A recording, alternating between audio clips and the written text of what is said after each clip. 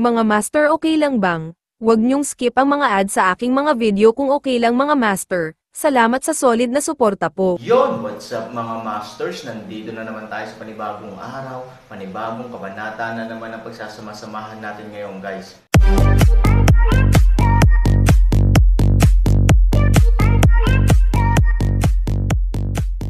Bali mga masters, kung bago ka pa lang po sa aking YouTube channel, please click the subscribe button, lalong-lalo na po yung notification bell guys, para maging connected pa rin tayo sa isa't isa at maging updated kayo sa mga susunod ko pang video. Bali mga masters, bago natin umpisahan ng kwento ay mag-shoutout po muna tayo para sa mga solid nating tagapakinig. Shoutout kay Rebab TV at shoutout kay One Piece. Yun na nga mga masters, no? Bali hindi na ito patagalin. In 3, 2, 1, let's go! Ang dalawang lalaki at mga kabayo, bawat marilag, ay sumugod sa isa't isa na parang agos. Daan-daang metro ang layo, kasama sina Han Sanchen at Pei Gu na itinaas ang kanilang mga kamay, ang mga tao sa magkabilang panig ay tumigil din at nagharap sa isa't isa. Tumingin si Han Sanchen kay Pei Gu, at tumingin din si Pei Gu kay Han Sanchen. Mula noong unang pagkikita, alam na ni Han Sanchen na si Pei Gu sa kanyang harapan ay napakatao. Sa kabaligtaran, matapos makita si Han Sanchen, hindi napigilan ni Pei Gu na mapabuntong hininga na may mga bagong tao sa henerasyon ng Jiangshan. Ikaw ay bata ngunit mapang-akit. Gayunpaman, mayroong isang bahagyang kagandahan sa gayong pagmamalabas, na nagpapakita na ikaw ay sapat na matigas at sapat na matalino. Binata, mabuti. Tumawa ng mahina si Pei Gu. Dapat mayroon kang momentum, hitsura, at IQ. Hindi katakataka na ang iyong maliit na pito ay hindi man lang maghayganti sa kanyang sarili para sa pagdaragdag ng mga tao para sa batang ito, at sa halip ay magsabi ng magagandang salita para sa kanya. Si Pei Gu ay may pagdududa noon, ngunit ngayon ay nakita na niya ng sarili niyang mga mata si Han Sanchen. Kailangan niyang sabihin na karapat-dapat siyang maging anak ng kanyang Pei Gu at may pangitain. Anong problema? Si Ming Yu ay hindi nang ahas maglaro ngayon. Nakahanap siya ng manghuhula. Malamig na tumawa si Han Sanchen. Kahit na ang boses ay may paghamak, walang ganoong walang pag-iimbot na paghamak. Ikaw bastard, how dare you say na ang Panginoon ko ay manghuhula? Naghahanap ka ba ng kamatayan? Sa panig ni Pei Gu, galit na sabi ng katulong. Sa boses ng katulong na ito, sa panig ni Pei Gu, isang grupo ng mga tao ang tumuro kay Han Sanchen saglit, at sila ay nagalit. Gusto ni Fang Fo na lumunin ng buhay si Han Sanchen. Lumipat sila roon, at ayaw ng mga kapatid ni Han Sanchen na magalit si Han Sanchen. Isa-isa, direkta nilang gustong gawin ito on the spot. Marahan na ngumiti si Pei Gu at ikan-away ang kanyang kamay, na nagpapahiwatig na hindi kailangang kabahan ang kanyang mga tauhan. Pagtingin kay Han Sanchen, ngumiti siya ng mahina, Pei ang apelyido ko. Sa tingin ko dapat ay may impresyon ka sa apelyido na ito. Nako, nataman ko ang anak mo. Ngumiti si Han Sanchen at pagkatapos ay sinabi, lahat sila ay nagsasabi na ang Tao Clan ay lubhang mabisyo. Medyo nag-alala talaga ako nang sinaktan ko siya. Pagkatapos ng lahat, akala ko ay naprovoke ko ang isang taong hindi dapat magalit, habulin mo ako at lumaban ng husto ng hindi namamatay. Sa Demon Cloud Ghost City na ito, kapag nakita kitang pakasalan ang sarili mong anak, naniniwala ako sa aking pananaw. Sayang naman, walang magawang umiling si Han Sanchen. Minsan kilala niya ang kanyang mukha ngunit hindi ang kanyang puso. Kaya hindi nagtagal, natagpuan muli ng pamilya Pei ang bundok. Bastard, anong ginagawa ng pamilya ko? It's none of your business. You can tell me what to do here. Galit na sabi ng katulong. Hindi man lang siya inagaw ni Han Sanchen. Tumingin siya kay Moyang at sa iba pa, at mahinang sinabing nakangiti, karaniwan, kapag pinag-uusapan mo ang ganap na sakit ng isang tao, bubuksan niya ang kanyang mga ngipin at mga kuko, na nagpapakita ng matinding sensitivity. Nalaglag ang mga salita, hindi nagsasalita si Moyang at iba pa, tumawa lang. Nagmamadali ang katulong. Nang magsasalita na sana siya, ipinalakpak ni Pei Gu ang kanyang mga kamay, talagang matalas ang bibig. Sa bibig na ito lamang, ang mga patay ay masasabing buhay mo. Gayunpaman, mga kabataan, ang pagiging magaling sa pagsasalita ay hindi nangangahulugan ng pagiging talagang malakas. Kung gusto mong manalo, kailangan mong umasa dito. Inihambing ni Peigo ang kanyang kamao. Bago makapagsalita si Han Sanchen, tumangala siya sa mga tao sa likod ni Han Sanchen at umiling, bakit? 1 o 2,000 tao lang. Napakasama ba? Nabalitaan ko na maraming sumuko sa iyo nang matalo si Mingyu at iba pa.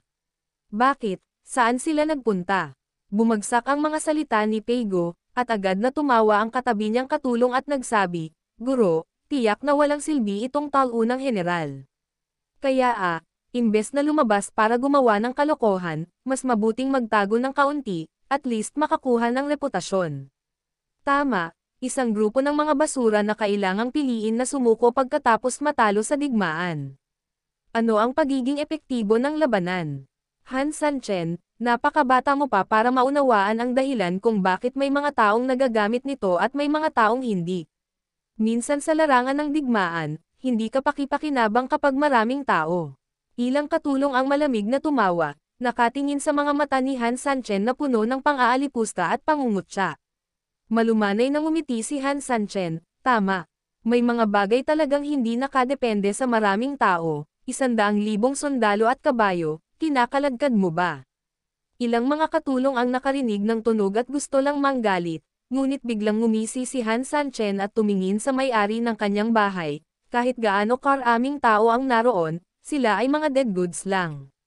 Pagkatapos, biglang narinig ng isang pulutong ang kaliwat kanang dagandong na magkakasama. Pagtingin sa paligid, ang mga gintong tropa sa kaliwat kanang bahagi ay sumusugod sa gilid na ito. Storytelling channel sa YouTube. Then, ano yun? I'll go. It's glittering. What's this special thing? Shit, where the hell inimbitahan mo ang heavenly soldiers? Lahat sila ay walang imak, takot at gulat. Nang palapit ang gintong hukbo, sa wakas ay nakita nila na ang kumikinang na bagay ay talagang isang napakalaking at mabangis na kakaibang hayop. Pupuntahan ko ang kanyang ina. Nanay niya, ano ito? Ano ang grupo ng mga kumikinang na kakaibang hayop? Damn it. Ang isang grupo ng mga tao ay nagsimulang patatagin ang porma sayon sa isang gulat habang sumisigaw ng pang-aabuso, ngunit ito ay malinaw na sila ay natakot sa pamamagitan ng Golden Army sa kanilang mga puso. Ito ang mga tinatawag na talunang general sa iyong bibig. Ngumiti si Han Sanxia, at pagkatapos ay bigla niyang pinalawak ang kanyang tunay na chi, ang kanyang lalamunan ay parang kampana, at sinabi ni Kulog, narinig mo ba iyan? Sa paningin ng iba, ikaw ay isang talunang general na hindi magagawa ito. Kung kaya, hayaan mo silang matikman ang iyong kapangyarihan. Patayin. 5,000 kakaibang tropa ng hayop ang nahahati sa kaliwa at kanan, bawat isa ay nangunguna sa kaukulang impanterya sa likuran nila upang sumugod na parang agos at mabilis na dumating. Ang kakaibang hayop mismo ay matapang at pinoprotektahan ng gintong baluti. Para itong tangke na pumapasok sa karamihan.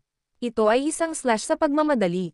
Pumunta ka. Halos kasabay nito, umungal din ang demonyong si Ming, at ang mga disipulo ng Troll Hall ay parang mga ligaw na baka, na nakikipagtulungan sa kaliwa at kanang gintong kabalyerya, at direktang sumugod sa gitnang tarangkahan.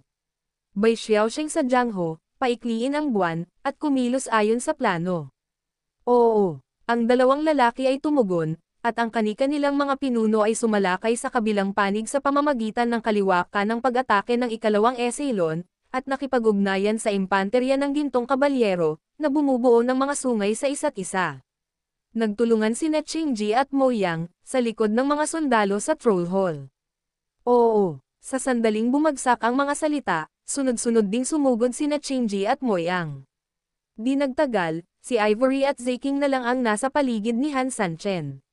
Sa panig ni Peigo, kahit na ang Katanji tanging hanay ni Han Sanchen at ang biglaang epekto ay nagdulot ng malaking pinsala sa panig ni Peigo, nagmamadali rin sila, at kahit na tuluyang nakakalimutan ang mga taktika.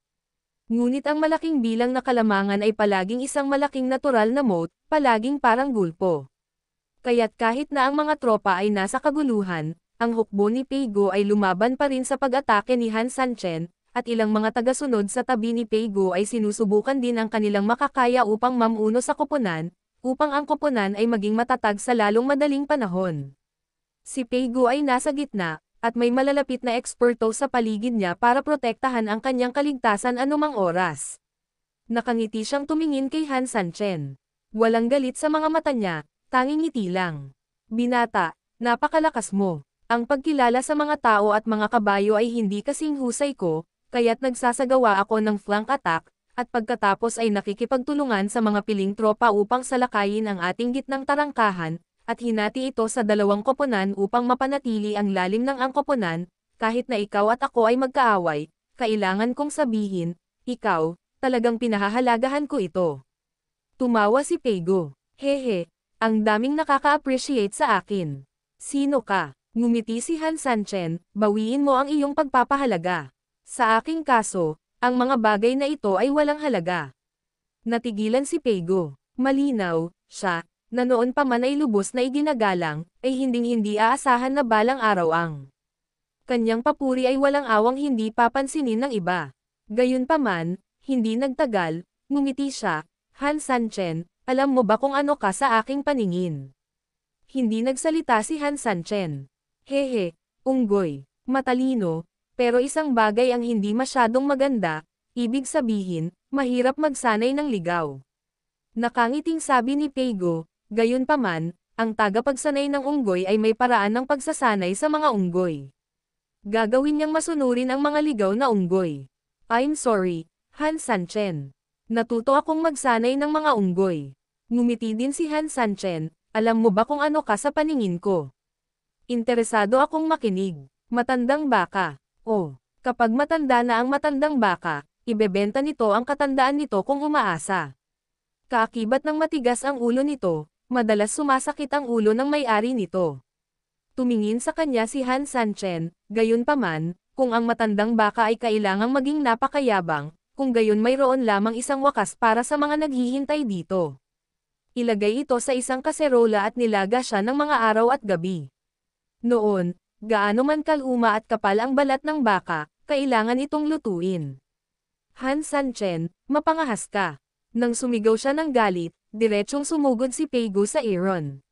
Malamig din na uminom si Han Sanchen, kung gayon, tingnan natin kung ako ba ang mapangahas, o kung napakakapal ng balat mo na ayaw mo sa iyong mukha. Words fall, biglang nag-welcome din si Han Sanchen. Boom! Nagbanggaan ang dalawa, bawat isa ay humahantong ng marahas na hininga sa likuran niya, parang dalawang Diyos sa langit. Tunawin ang langit at sirain ang lupa. Sa pagitan ng turnover ni Peigo, isang enerhiya ang direktang dumaloy sa Aaron. Ang puwersa sa kanyang kamay ay parang pagsabog ng bulkan, at ang napakalaking enerhiya ay direktang sumugod kay Jackie Chan. Ang sutla ng kulay ng mukha ni Han Sanchen ay hindi natatakot. Sa isang sandali, ang parehong enerhiya ay direktang nakaharap sa itaas tulad ng isang dragon. Bang! Dalawang alon ng enerhiya ang nagsalubong sa hangin sa isang iglap. Ang malaking Air Force ay direktang kumalat sa paligid ng gitna ng banggaan. Biglang napunit ang hangin, at isang malaking alon ang sumunod at diretsyong umindayog. Ang lalaking malapit sa wrestling sa pagitan ng dalawa ay napabagsak kaagad ng invisible wave na ito bago niya naintindihan ang nangyayari. Han Sanchen, how dare you confront me in this way? Malamig na ngumiti si Peigo. Napanatili ni Han Sanyi ang kanyang kapasidad sa transportasyon habang mahinahong sinasabi, ano ang problema? Ano ang problema? Ang ganyang pagkonsumo ay ikinukumpara sa panloob na kapangyarihan. Han Sanchen, bagamat hindi pa ako nakamaskara sa iyo, narinig ko na ang iyong pangalan. Hindi ka maaaring samantalahin ni Mingyu. Tama ba ako? Tumawa si Peigo. Tumanggaw si Han Sanchen, wala talagang problema. Ang mga kabataan, na ipinagmamalaki ng kanilang mga talento, ay kailangang malaman na may mga tao sa labas, at may mga araw sa labas. Si Peigo ay tila nasa mabuting kalagayan, ang agwat ng edad sa pagitan mo at sa akin ay talagang ang agwat sa paglilinang. Alam ko na ang iyong anak na lalaki ay dapat magkaroon ng maraming talento para sa gayong paglilinang. Gayunpaman, ang talento ay para sa karamihan ng mga ordinaryong tao. Ang kasipagan ay maaaring makabawi sa kakulaitan, at ang pera ay maaaring makabawi sa kakulangan, naiintindihan mo ba? Ang pamilyang Pei ay miyembro ng pamilya ng demonyo. Naturally, bilang pinuno ng pamilyang Pei, tinatangkilik ni Peigo ang kakanyahan ng lahat ng uri ng mga likas na materyales at mga kayamanan sa lupa. Sa makatuwid, siya ay higit na nakahihigit sa iba sa akumulasyon ng paglilinang. Maraming bagay talaga ang kayang bayaran ng pera, Ngunit sa tingin ko, dapat ding maunawaan ng mga taong tulad mo na nabuhay ng maraming taon na hindi mo masusuklian ang ilang bagay na ibinigay ng Diyos sa kung gaano karaming pera ang kinuha mo. Dahil ang pera ay nilikha ng tao, at ang ilang mga bagay ay nilikha ng langit. Biglang pinalakas ni Han Sanchen ang kanyang pagsisikap. Sa sumunod na segundo, naramdaman na lamang ni Peigo ang isang malakas na kakaibang puwersa na biglang nagngangalit patungo sa kanya mula sa direksyon ni Han Sanchen. Agad na nagulat si Peigo at tumingin kay Han Sanchen na may hindi kapani-paniwalang mukha, "You boy." Malamig na ngumiti si Han Sanchen at simpleng nakipagkompetensya para sa panloob na kapangyarihan. Maging ang mga tunay na Diyos ni Lu Ao at ng kanyang pamilya ay lumaban ng mag-isa, paano siya matatakot sa isang Peigo? Kahit si Peigo ay kahanga-hanga. Pero ano, malamig na ngumiti si Han Sanchen. Bagamat ang lakas niya sa kanyang kamay ay itinulak sa sukdulan, sa oras na ito, muli niyang nilakasan ang kanyang lakas laban sa base. Pinilit ni Peigo ang sarili, ngunit kitang-kita na sa oras na ito, ang malamig na pawis sa kanyang noo ay parang bin, at ang napakalaking presyon ay nagpasuot sa kanyang buong mukha ng maskara ng sakit. What the hell's the origin of this boy? This terrible internal power, sumulyap kay Han Sanchen ng may gulat, at si Peigo ay hindi makapaniwala sa kanyang mga mata ng ilang sandali, paano ito? Posible. Anong imposible? Matanda, gusto mo bang kumapit? Malamig na ngumiti si Han Sanchen, natatakot akong magkalat ang iyong mga lumang buto sa oras na iyon. Kinagat ni Peigo ang kanyang mga ngipin at sinabing, medyo laganap ka na. Wala pa akong puwersa. Pagkatapos ng mga salita, direktang ibinuhos ni Peigo ang kanyang buong katawan sa kanyang mga kamay. Ano, Peigo, hindi ako makahawak. Gusto kong lumaban ng buong lakas. Kung ikukumpara kay Peigo, na hindi na komportable, mukhang mas kalmado si Han Sanchen dito. Si Peigo ay walang oras para harapin si Han Sanchen, at ayaw niyang aminin ang mga bagay na ito sa harap ni Han Sanchen. Sinusubukan lang niya ang kanyang makakaya, at tiyak na mapapaalis si Han Sanchen sa maikling panahon. Mabubunot man o manalo, dahil alam na alam niya ang isang bagay. Kung magpapatuloy siya sa ganito, matatalo lang siya. Ganoon ba kadaling tanggalin? Sa tingin mo ba tea house ito?